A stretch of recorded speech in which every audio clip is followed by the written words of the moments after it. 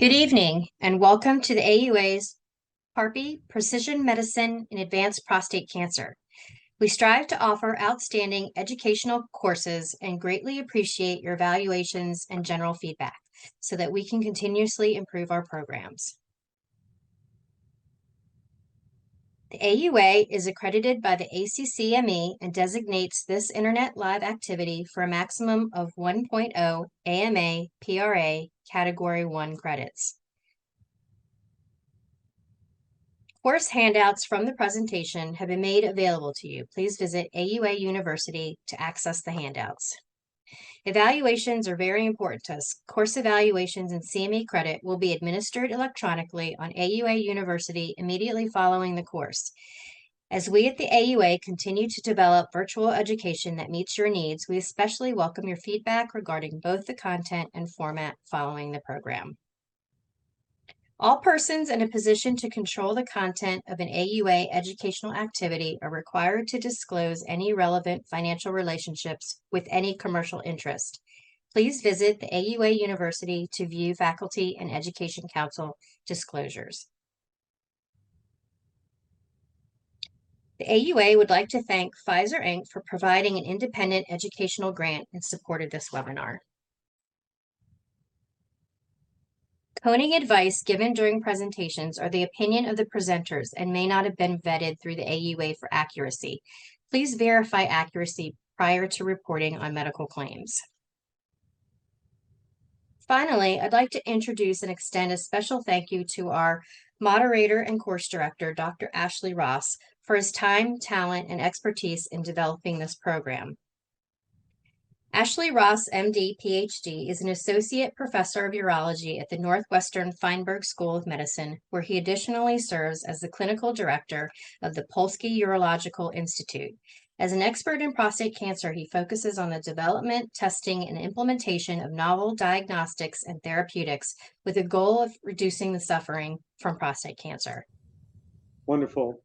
So, in this roughly, 60-minute course, we're going to go over PARP inhibitors in prostate cancer. And this course comes from a identified need by the AUA to increase education and awareness in this potential gap for prostate cancer care. We're going to have a few learning objectives. The first is we want to describe the mechanism of action of PARP inhibitors and some of the differences among drugs in the class. The second is we're going to describe the role of PARP inhibitors when they're in treatment as monotherapies or in combination with other prostate cancer-based therapies. The third is we're going to talk about the existing clinical trial data on the efficacy of PARP inhibitors in prostate cancer in both monotherapy and in combination. And then finally, we want to highlight how a multidisciplinary team can be used to provide optimal cancer care to our men with prostate cancer, and specifically those with advanced disease. So it's really my pleasure to introduce two of my friends, collaborators, and esteemed colleagues that have expertise in prostate cancer, Dr. Emmanuel Antonarakis and Ms. Carolyn Prats. Dr. Antonarakis is the Clark Endowed Professor of Medicine at the Masonic Cancer Center in the University of Minnesota.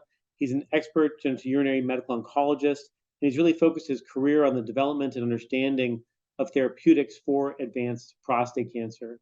Dr. Antonarakis, welcome tonight. I'm also joined, as I mentioned, by Ms. Carolyn Prats, who's an advanced practice provider at the University of Pennsylvania Aberson Cancer Center, which is part of the Perlman Center for Advanced Medicine. She spent almost a decade focused on the care of patients with genitourinary malignancies, including advanced prostate cancer. Ms. Prats, Carolyn, welcome this evening. Thank you very much. Nice to be here. Thank you for having me. Thank you. So let's kind of progress on. I thought we would begin with maybe a basic overview of the presentation of men with metastatic prostate cancer and how they progress in their clinical course. Carolyn, can you walk us through how a man might present to your clinic with metastatic prostate cancer and then progress along their cancer journey? Absolutely. So we often see these patients either with newly diagnosed disease that are metastatic at diagnosis, or they've had prior therapy such as radical prostatectomy or radiation or both prior to presenting to our clinic. From there, the backbone of therapy for any of these patients is androgen deprivation therapy. It has changed, the landscape's changed, so now we potentially will be adding other therapies to it, depending on the extent of their disease at that point in time. Those can include androgen receptor signaling inhibitors, chemotherapy, radiation therapy potentially. Eventually, all of these patients will become castrate resistant, and then we'll be moving on to other therapies, which may include an ASRI, chemotherapy, radiotherapy, a PARP inhibitor, plus or minus an ASRI, or immunotherapy. Wonderful. And as you're sort of mentioning, prostate cancer remains the second leading cause of cancer death among American men, but we really have seen substantial advances in the last, even 5 years. We've seen the FDA approval of new androgen receptor blockers, radiopharmaceuticals for prostate cancer, and PARP inhibitors, which is the topic of this webinar. In fact, there's been 4 PARP inhibitors that have been approved either as mono agents or in combinational regimens since 2020.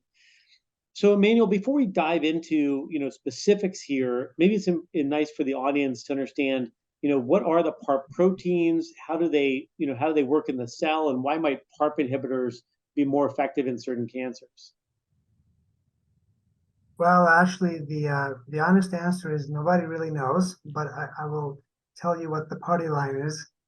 And every time a cell replicates, including a normal cell, not just a cancer cell, first thing it has to do is replicate its DNA. It has to make a carbon copy of its DNA, and then it replicates and divides into 2. During that DNA replication process, errors can occur in the replication process. Either there can be single-strand DNA errors or breaks, or there can be double-strand DNA errors or breaks where both strands of the double helix break at the same time. And there's a main mechanism that repairs single-strand breaks, which is called base excision repair.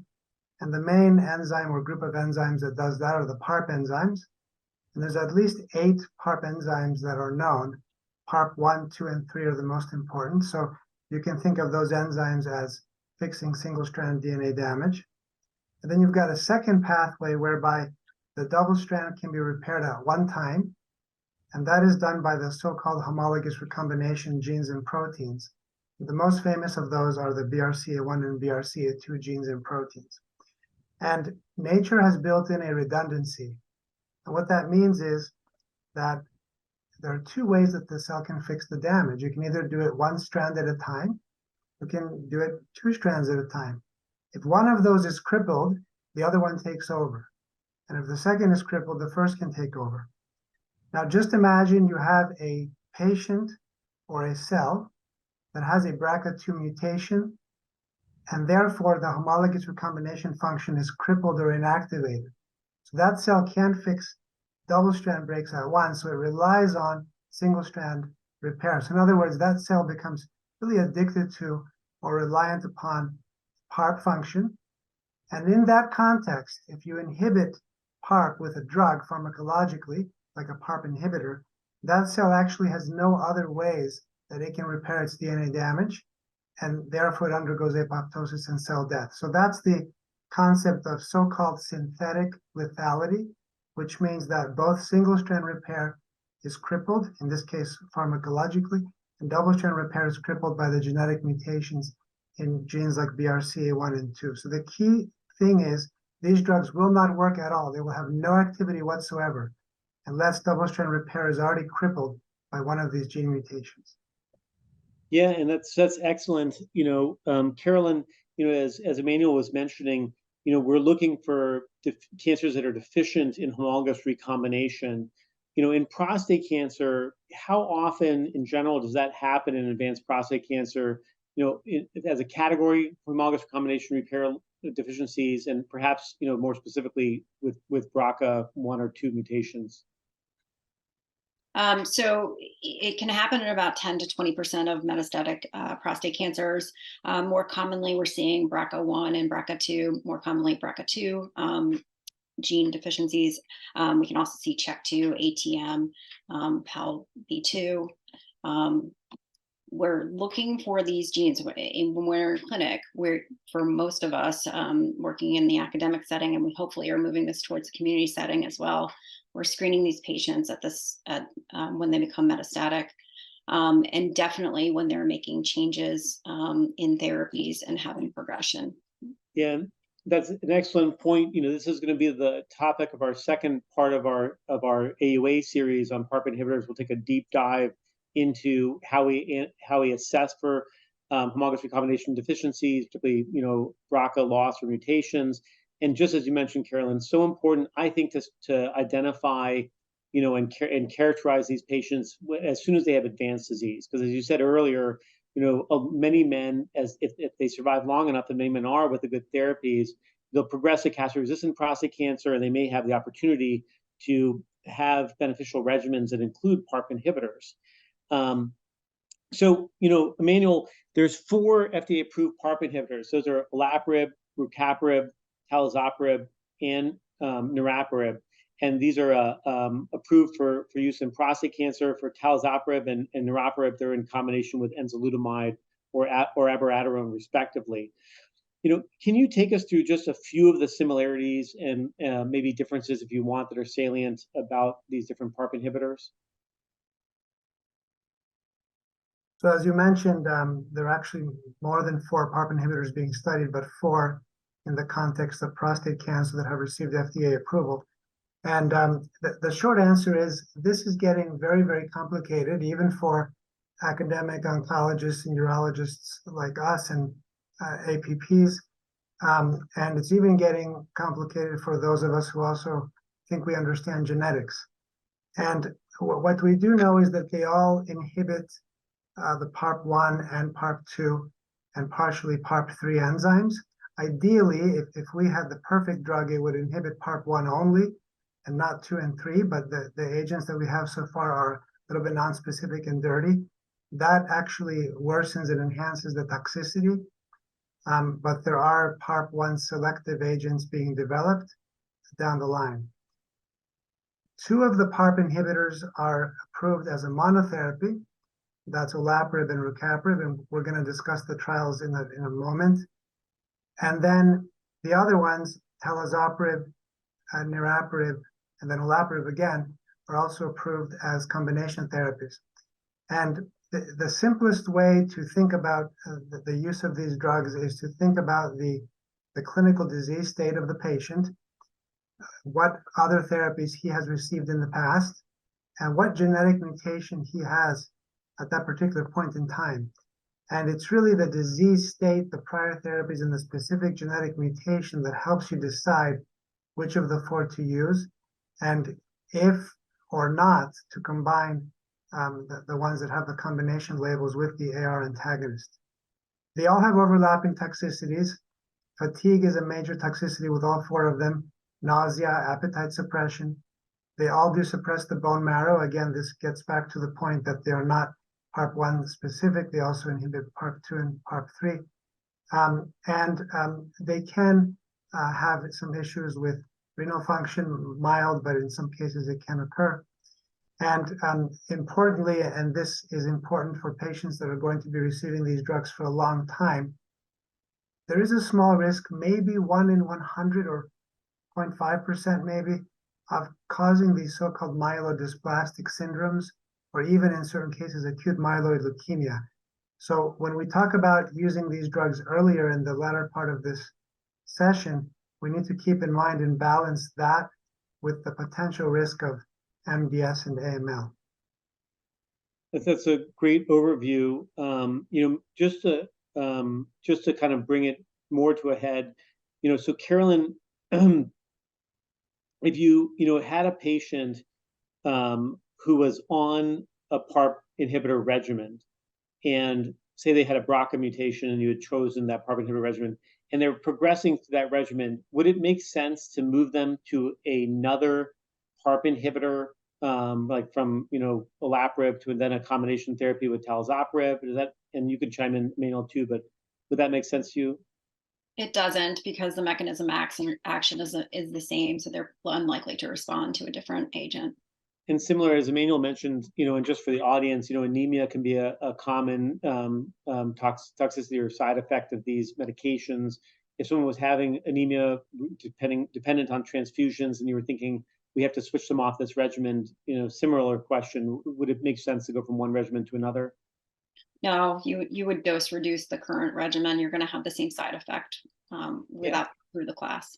And that's my feeling too. As Emmanuel mentioned, quite frankly, this is like extremely complicated. I'm overjoyed that the AUA is starting to take a deep dive here.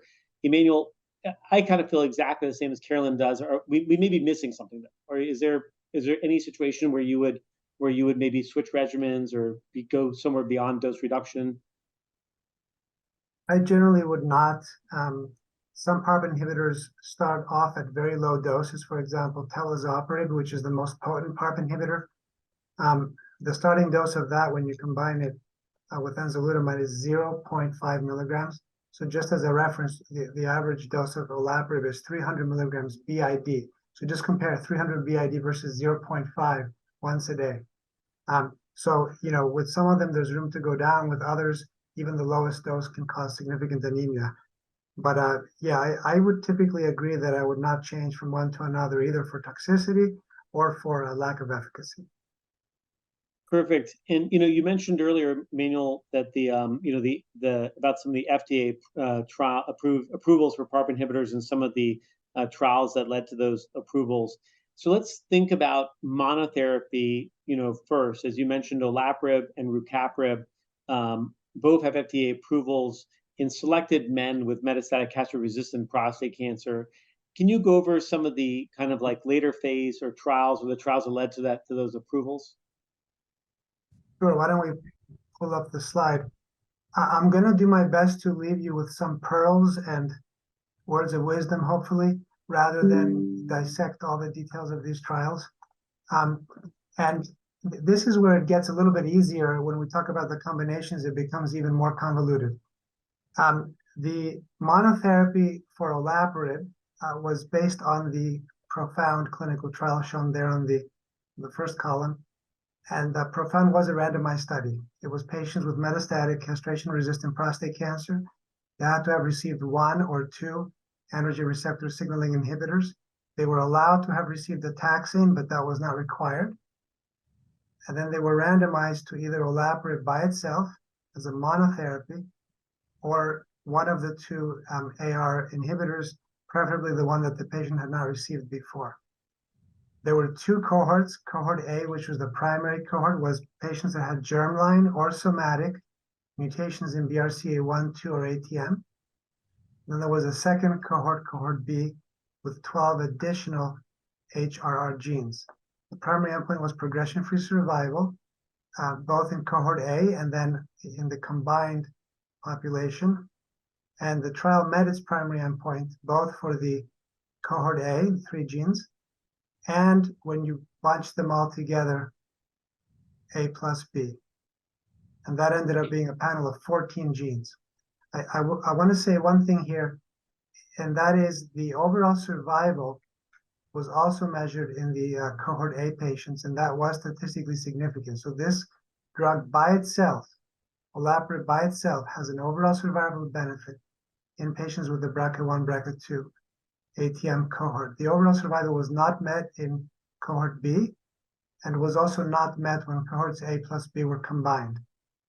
This led to the FDA approving olaparib as a monotherapy in men with mCRPC who have received at least 1 novel hormone therapy, pre or post chemotherapy. And that's really important, because a patient that has not yet received docetaxel in the CRPC or HSPC setting would be immediately eligible for olaparib as long as he had one of those 14 genes listed across the bottom of the slide. And again, those genes are not ones that I've memorized.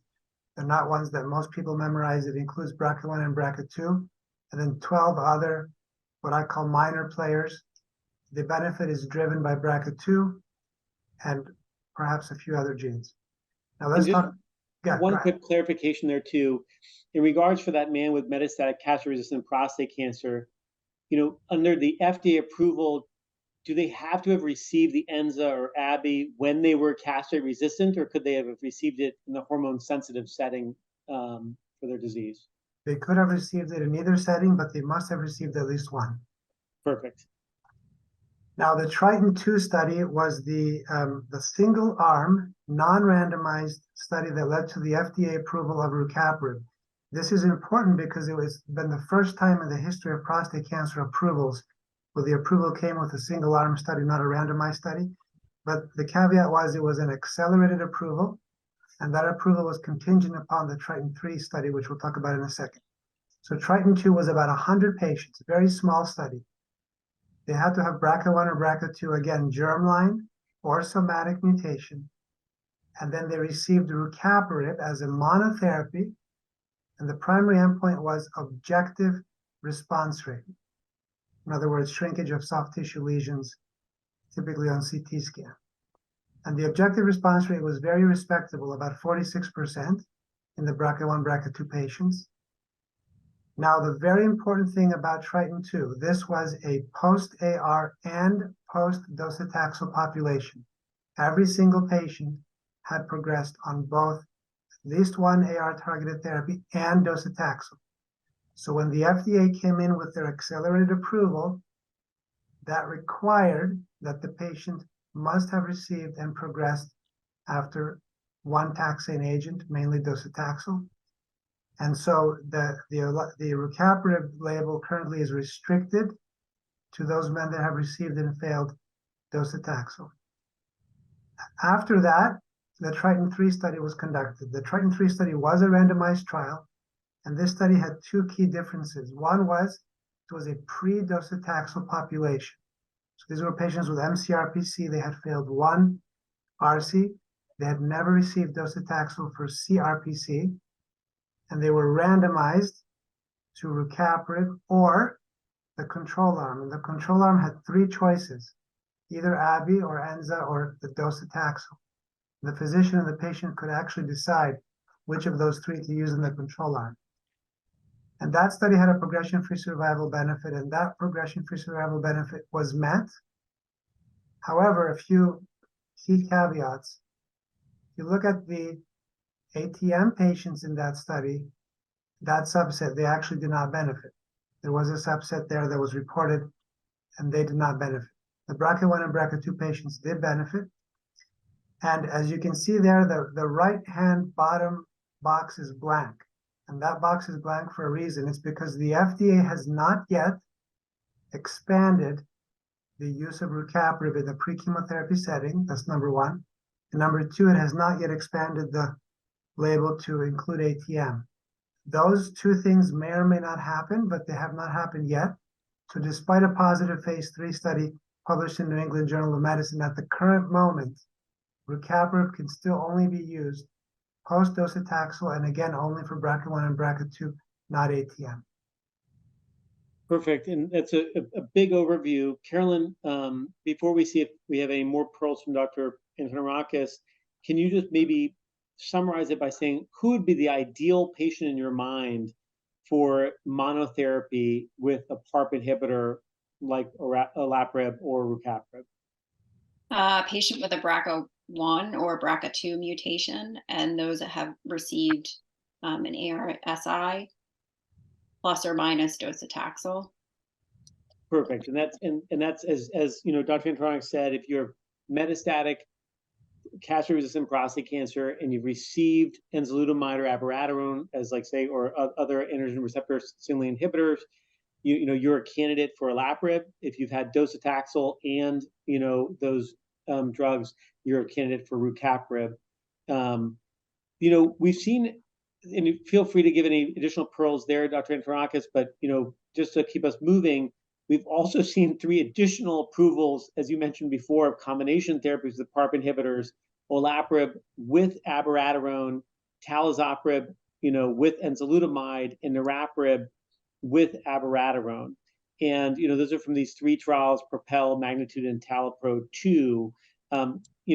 Again, I know we're asking a lot from you, but can you take us through these 3 trials and sort of give us the high-level evidence? So the natural hypothesis was to see whether these drugs can be combined with the ARSIs, which we're already using. And there were a number of theoretical and laboratory reasons to do that. But of course, we have to prove it in patients. So there were 3 studies. The first is PROPEL. And PROPEL was unique because it was a biomarker unselected study. The patients did not have to undergo a germline or somatic genetic testing before enrolling, even though all patients had it done, and the information was used after the fact to look at subsets, but it was not required for enrollment. And these were patients with first-line metastatic CRPC who had not previously received abiraterone, and the vast majority had not previously received enzalutamide either. That brings up a point, which is that in the current day, the number of patients getting to first-line mCRPC who have not received Abi or Enza or Daro in the past is becoming very, very small. But that was actually the population that was studied here. And then the control arm was the abiraterone plus prednisone alone with a placebo. And the interventional arm was the abiraterone prednisone plus olaparib. They were randomized to one arm or the other. And then the progression-free survival was the primary endpoint. And in the overall population, so irrespective of the HRR status, in the overall population, many of us, including me, were surprised that the study was positive overall. The progression-free survival hazard ratio of 0.68, and as you can see there, confidence interval is way below 1, so it doesn't cross 1. Now, here's the thing, though. In the BRCA1 and BRCA2 patients, the progression-free survival benefit was absolutely enormous and was even more pronounced. In fact, I can't remember the last time I've seen a hazard ratio of 0.23, and the upper limit is 0.43. So again, a very, very profound benefit. And the surprising thing, and perhaps the controversial thing, was even though this study was not a biomarker predefined study, the biomarkers were done post hoc after the fact. Despite that, when the FDA and their advisory committee, which is called ODAC, reviewed the data, they made a very surprising decision. And the decision was they only approved the combination of olaparib plus abiraterone in this first-line mCRPC setting only in patients with BRCA1 and BRCA2 mutations. Again, despite the fact that the PFS was positive overall. So in the first-line mCRPC setting, if you don't have a BRCA1 or BRCA2 mutation, or if you don't know the genomic status, you cannot prescribe the combination of olaparib plus abiraterone. As an aside, in Europe, the European Medicine Agency's EMA has approved it for all comers. That's not the case in the US. In the US, BRCA1 and BRCA2 only. The second trial is MAGNITUDE, and MAGNITUDE is the combination of niraparib, another PARP inhibitor, with abiraterone versus Abi alone. This one had 2 deliberate cohorts, had a positive biomarker cohort called HRR altered, and then a negative biomarker cohort where we knew that those patients were tested and they were HRR negative. Again, the progression-free survival was the primary endpoint. In this study, in the HRR negative wild-type patients, the hazard ratio was 1.09. That arm was closed for futility. So there wasn't even a hint of a benefit in the HRR negative patients in that trial. Whereas in the HRR positive, and more specifically, the BRCA1/2 positive, there was a great benefit. As a small point, if you compare the hazard ratio of the BRCA patients, it's 0.53. In the previous study, the PROPEL, it was 0.23. So one can make his or her own conclusions as to which combination is more efficacious, even though they both met statistical significance. One might argue, and I might be that person, who would say that the olaparib-Abi combination may perhaps be more efficacious than niraparib-Abi. That one was also FDA approved specifically and exclusively for BRCA1 and BRCA2, not the entire HRR panel.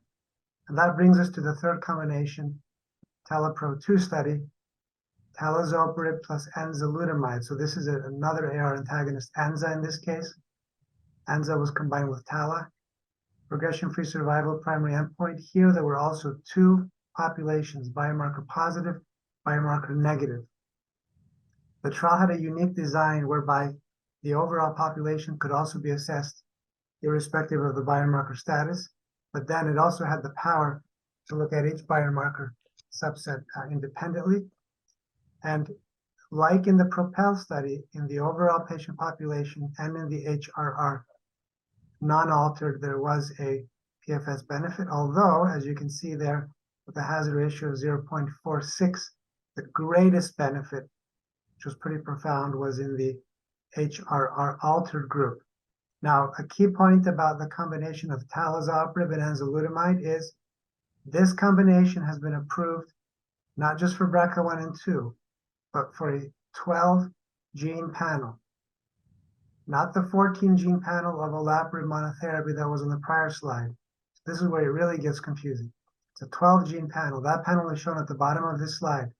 Those 12 genes are not exactly overlapping with the 14 genes of the olaparib panel. There are some that overlap, but there are some in there like ATR, MLH1, MRE11A, MBN, which are not found anywhere on the olaparib panel.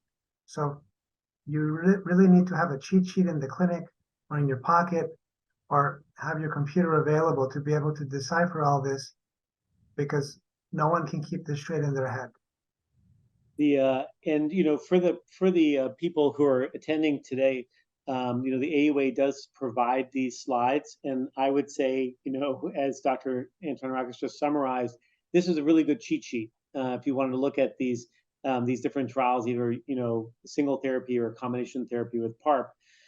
You sort of hinted at this, Emmanuel, as you went through it.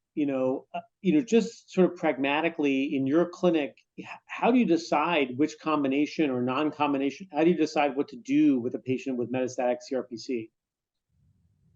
Yeah, so it has to do with disease state, prior therapies, and the gene mutation. So I'll just give you some, specific concrete examples.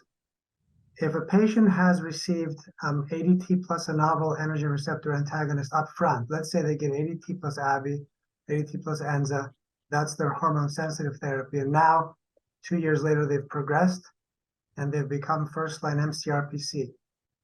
None of these three combination studies really apply to that patient because that patient has already received the novel AR antagonist in the past. But that patient becomes immediately eligible for olaparib as a monotherapy. Why? Because they've received, one anti-androgen, happens to have been in the hormone-sensitive state, but now they are castration resistant. So that patient, if they have a BRCA1 or BRCA2 mutation or any of the other 12 genes on the olaparib panel, they can get just monotherapy with olaparib. Now, just imagine that same scenario, the first-line mCRPC in a patient who, for whatever reason, has not previously received ABI or ENZA or DARO. So that patient has received ADT as a monotherapy. Again, for whatever reason, clinician recommended it, he refused it, had toxicities that didn't make it possible. If you do have a patient who reaches the mCRPC state and has never received a novel anti-androgen, then all three of these combinations shown on this study are on the table. But just imagine that patient has a CDK12 mutation, okay? That automatically restricts you to the TALAPRO-2 regimen. Why? Because CDK12 is not part of the propeller magnitude. Now, if that patient has a BRCA2 mutation, then you've got all three options. And then the decision might have to do with which of the anti-androgens you would prefer to use. If you are a guy that likes to use ABI or a girl that likes to use ABI, then you might pick ABI olaparib or ABI niraparib. I typically tend to go with ABI olaparib. I think it's more efficacious. But if you or your patient would prefer to use ENZA, for example, in that setting, then the ENZA talazoparib would make more sense. Perfect. So, Carolyn, maybe you can talk a little bit as an advanced provider, where these drugs are relatively new in the prostate cancer space. How do you work with your medical oncologists and your teams to treat patients with advanced prostate cancer? We're, part of my job is educating them on how to take these medications and when to take them. And it gets very complicated, especially when we're using a combination of drugs. So I often sit down with them in clinic and go over the scheduling and the side effects to expect. There is one combination therapy in the talazoparib and enzalutamide combination therapy pill. And if they're a candidate for that, for some patients, it's a huge relief to have decreased burden to think about the combination of pills that they potentially might be taking. And then also these are, and this is for you and Emmanuel, these are really oral, chemotherapies. I mean, for myself, as an academic urologist now, we're very compartmentalized. I mostly treat localized prostate cancer, and to my medical oncologists have them do the advanced therapy. But a lot of urologists in like large urology practice groups and other settings, are treating patients even sometimes now with docetaxel. And so maybe, you and Emmanuel can both sort of talk about considerations that patients might have as they, or providers might have, and pathways for them when they're going to be taking, PARP inhibitors or prescribing PARP inhibitors, or some words of guidance for urologists that might be prescribing. I think, we really need to sit down with the patients, make sure they know what they're taking, when they should be taking it, and then what to be looking out for as far as side effects. In my practice, we're checking CBCs for these patients weekly for the first month to make sure that we're not having significant anemia with these drugs. Talking about the fatigue that everyone is probably going to get, and then the GI side effects, which tend to get better as they're on the drug longer. Ash, one thing that I would say is this is complicated for everyone, including medical oncologists, and the urologists that are doing advanced prostate cancer, and there are many that do it extremely well. I think that they have become specialized. Most of these large urology practices, LUGPAs and others, will have one or two designated so-called advanced prostate cancer urologists who are doing many of the systemic therapies, including in some cases, although rarely, chemotherapies. And I would encourage those practices to stick to one or two of the urologists who are doing a lot of the advanced disease, because this is not something that you want to be doing once a month or twice a month.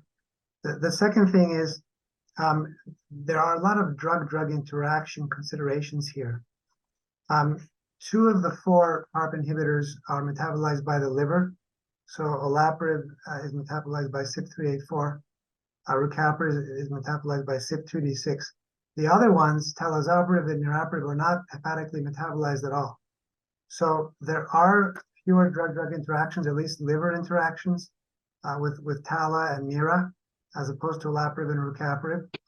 But then you also get to the issue of, the drug-drug interactions that also have to do with the AR inhibitor itself when you're giving it in combination. So these urologists who are part of these group practices where they have the advanced prostate cancer expertise, they also should be working with their pharmacists, preferably oncology pharmacists or pharmacists knowledgeable with oncology drug-drug interactions, because it can get complicated. These patients are often taking polypharmacy anyway.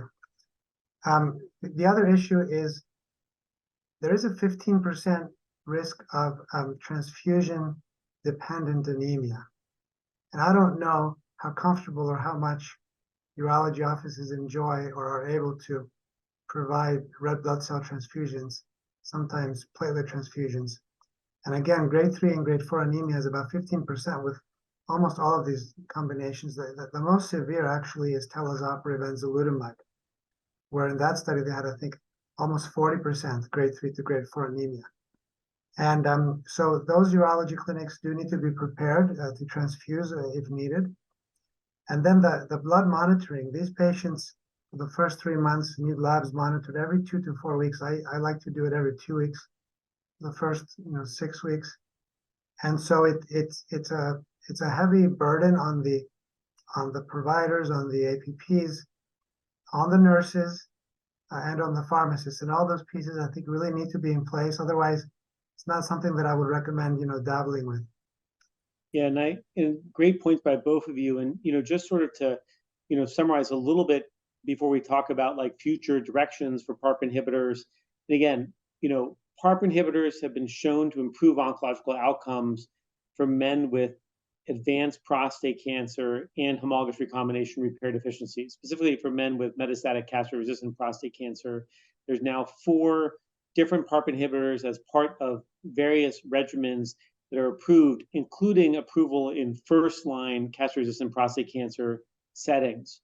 Even though some of those approvals for things like olaparib and combination talazoparib plus enzalutamide include an array of homologous recombination repair deficient men, the biggest responses seem to be in the BRCA mutated individuals. There's no way to know if someone is going to be, have a mutation or a loss of function or expression of BRCA1, BRCA2, or the other genes if we don't actually assess for that. And the ability of these drugs to influence non-mutated men is questionable. And so we have to, as mentioned, by our panelists, we have to screen these men, when they're metastatic. I usually do this in at least the hormone-sensitive setting, and certainly for metastatic castration-resistant prostate cancer men. You need a multidisciplinary team when you're giving these drugs, and you need that for any advanced prostate cancer patients, pharmacists, advanced providers, radiation oncologists in some cases, also social workers and palliative care. And if you are a group that's not used to giving a lot of advanced therapy, where you have specialists for advanced therapy, I think this is a drug that we want to be sort of hawkish in our follow-up with, because it can cause bone marrow issues, et cetera. Just in 1 minute for Emmanuel and Carolyn, before we go into some of the post-test questions, there's a lot of very exciting trials ongoing for PARP inhibitors. Maybe you could speak towards what do you think the next thing that you're looking for is? What's the next trial that you'd be excited to see the outcomes for? So, the next thing that's going to be practice changing and obvious is the metastatic hormone sensitive first line state in a patient who has a BRCA1 or BRCA2 mutation. And in those patients, as was mentioned by Caroline, the standard of care is ADT plus or minus RC plus or minus docetaxel. And there are 3 trials now testing the addition of a PARP inhibitor in that setting. The first is TELAPRO-3, which is adding talazoparib in the MHSPC state. The second is Amplitude, which is testing niraparib in that setting. And then there's a new one called EVOPAR, EVOPAR, which is testing a PARP1 specific agent from AstraZeneca. It doesn't yet have a name in that metastatic hormone sensitive population. So those 3 studies are going to tell us whether, for a man that has a known BRCA1 or BRCA2 mutation in the metastatic hormone sensitive state, whether adding a PARP inhibitor at that point in time can improve their outcomes. Of course, that won't even be relevant unless we're testing patients before that point, right? Because now we're talking about, a new diagnosis. So if you have a de novo patient, MHSPC comes in through the ER with back pain. If those studies are positive, what that will mean is we now need to test that patient before we decide on the first line systemic therapy, which, we've never done that before. And then one other thing, Ashley, you mentioned about the combinations. We've had some downers and some uppers. The downer is that the PARP inhibitor PD-1 combination was not successful. There was a phase 3 study recently published. It was not successful. But there are other radiopharmaceutical drugs you touched upon. You didn't specifically mention it by name, lutetium-177, PSMA.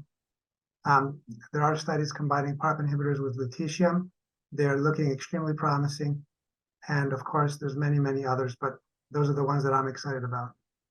And Carolyn, before we get into the questions, I'm just curious, as an advanced practice provider, as we have these new things onboarding into our clinic, how do you guys do it over at Penn? Do you have a checklist, or how do you ensure that it's sort of top of mind for both the testing and also when you think about different regimens? How do you go about it? both at the initial time, and then if you're doing follow-up, you mentioned weekly follow-up, how are you operationalizing that? Just in a minute or so before we get to questions. A lot of reminders for myself. We build a reminder into our notes about what we've tested for and what we haven't. And as far as the lab work and follow up on the lab work, for me, it's really just setting up a calendar reminder for those patients so that I know that I'm looking. They're getting labs outside of our institution, then I'm asking them to send me a message. So they are also a participant in letting me know that they've done what they need to do for their homework. And I know how, from firsthand, I know how fastidious you are. I think one of the futures for all of us is going to be leveraging our EMRs and other things so that it can sort of have some, almost an automation in some ways, so that we don't all have to be, a Carolyn Pratt or a Emmanuel Antonarakis. Just in the last few minutes since we have them, Doctors Antonarakis and Ms. Pratts, thank you so much for being part of this series and having very valuable contributions on this panel.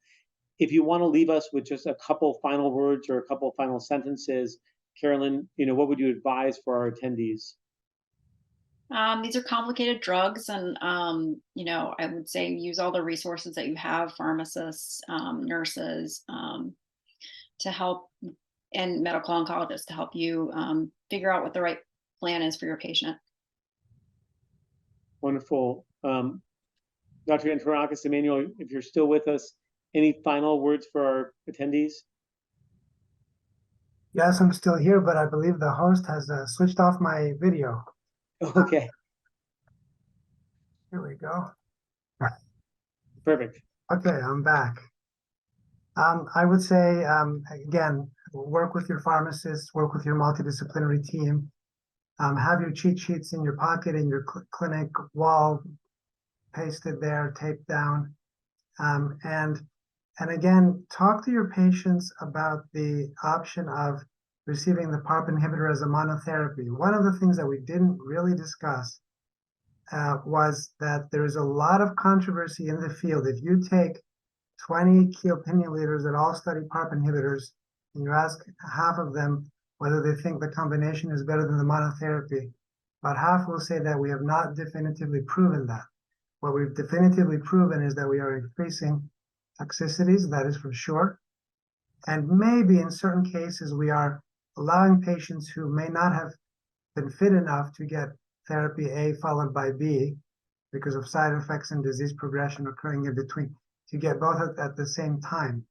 But it really would have been nice if at least one of these trials had been designed with a built-in crossover, whereby you start with the monotherapy, and then upon progression, you get the AR inhibitor, or the inverse. You start with the AR inhibitor, and you get the PARP inhibitor upon progression. And for various reasons, they were not designed that way. So it still remains a very acceptable option to use a PARP inhibitor as a monotherapy, and then to use the AR inhibitor afterwards. In patients who are very young, have BRCA2 mutations, wish to be extremely aggressive, do not mind the extra pill burden, then clearly the combinations are reasonable. But you should never feel guilty, and you should never make your patient feel guilty if he decides against the combination. And that brings up a point, I'll just give my 2 cents and I'll go to one of the questions. But my 2 cents are, we have to identify patients with precision medicine as much as possible so they can be, we know that they're candidacy for these drugs. We're going to tackle a lot of that in our next part of our series on December 13th. But, Dr. Costa put in the chat, just sort of capital letters cost with questions. And this sort of gets to, we think about individual patient cost, we think about the societal cost, and it gets to Dr. Antonarakis' point about, should we do monotherapy, combination therapy? 2 questions there, one for Carolyn or Emmanuel about cost, and also the idea of if someone's having a great response to the PARP plus, just to be controversial, to the PARP plus another agent, let's say, we ever consider taking them off the PARP after a year or 2, to prevent bone marrow toxicity, to prevent MDS development, that kind of thing. Do it all in 1 minute or less. So cost-wise, these are just expensive as the PARP inhibitors are just as expensive as the ASRIs. So we're, in some ways we are making the cost burden on patients significantly more if we're using these in combination. There's not a great way to get around that. And then I'll answer the last question. I think in oncology, we were focusing on escalation of therapy for a very long time, and now we are beginning to talk about de-escalation. And actually, patients always ask about de-escalation. They're almost never asking about escalation these days. So yes, I would consider dropping either the PARP inhibitor or the AR antagonist, depending on which side effect is more troublesome for that patient. If I think it's more of an AR inhibitor side effect like sarcopenia, I might drop the enzalutamide. If it's really myelosuppression, anemia, I might drop the telazoprid. But again, only after there's been a profound response. Wonderful. Thank you again, Emmanuel and Carolyn. For everyone out there, have a great Thanksgiving holiday. And again, join us for part 2 and part 3 of these series.